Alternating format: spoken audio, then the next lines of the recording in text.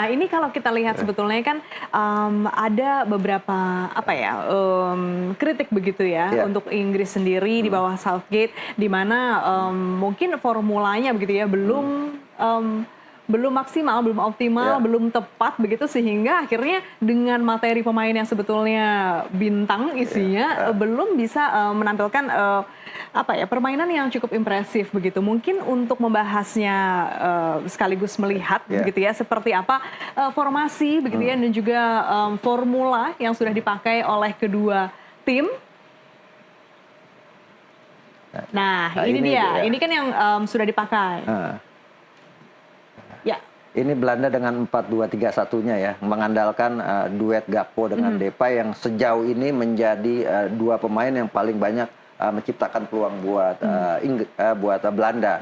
Sementara kalau kita lihat di Inggris, Inggris ini sebenarnya menang hanya market value aja. Pemain dengan tim dengan market value termahal Betul. di Piala Eropa kali Ya. ini. Kalau kita lihat pencetak golnya mereka cuma 3, Bellingham 2, Kane 2, kemudian 1, Bukayo Saka Saka. yang kemarin, mencetak, gol penyama kedudukan yang akhirnya bisa membawa Inggris untuk lolos ke, semifinal gitu kan.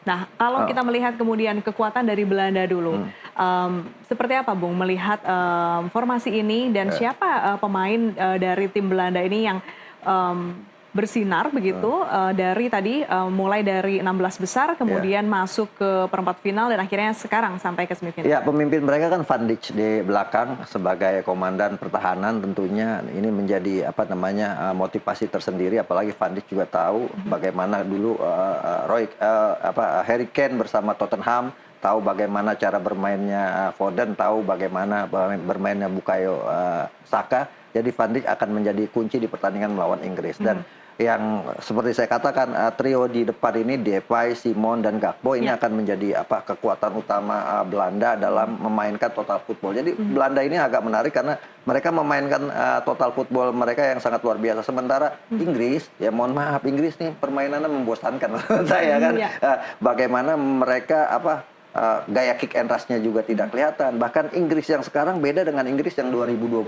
2020 mereka tampil sangat agresif sekali gitu kan. Kalau Sekarang sebenarnya lebih sekarang apa bertahan namanya gitu ya? lebih banyak bertahan mengandalkan serangan balik dengan berharap kepada Bellingham kemudian Saka dan Kane untuk bisa mencetak gol. Tapi ini akan menjadi hari baik buat Kane di pertandingan kali ini karena kalau dia kemudian bisa mencetak gol lagi, dia adalah satu dari 3 pemain yang pernah mencetak gol dalam 2 semifinal Piala Eropa. 2 pemain sebelumnya berasal dari Uni Soviet, Ivanov salah satunya.